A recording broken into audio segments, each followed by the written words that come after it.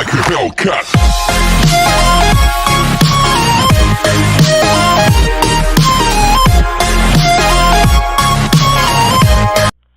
Hi guys, today I'm going to be showing you how to use a PS3 controller on a computer.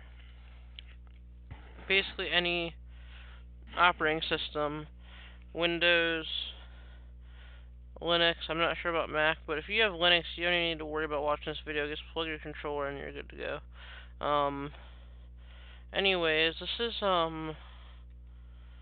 basically all you're gonna need to do is install the Scp Toolkit, which I'm sure you can find something on how to do that part, but I'm gonna walk you through most of it. I know there's other videos like this already, but you'd click the driver installer, or run it from there, and then you'd click OK. You'd click yes when that window pops up for administrative permission.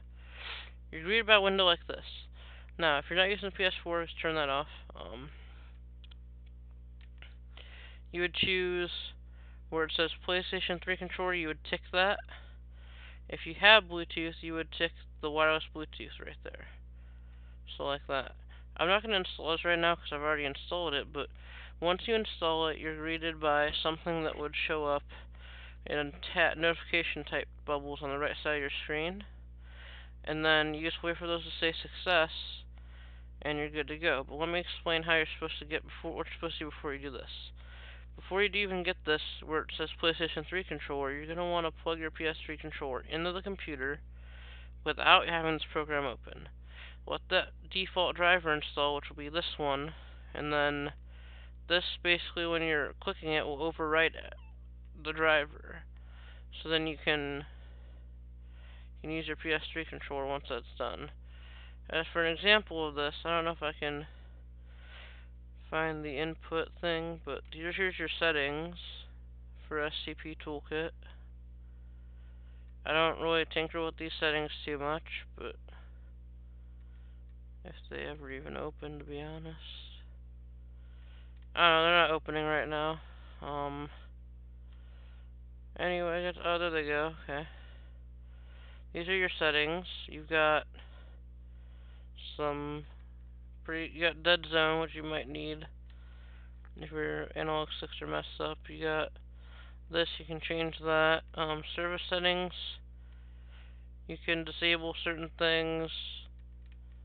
Sounds, I don't know, that's for notification sounds.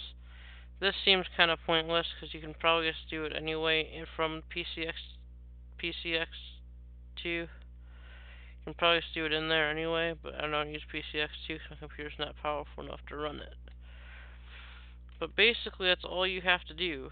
Once you install that part of the program and you get the driver installer, just follow that, and you'll be good to go. And then you can play things like Grand Theft Auto using the controller because it makes it think that it's an Xbox controller when really you're using the PlayStation. Don't use Motion and Joy. That's kind of a given. Motion and Joy is kind of malicious to some extent, I guess I'd say.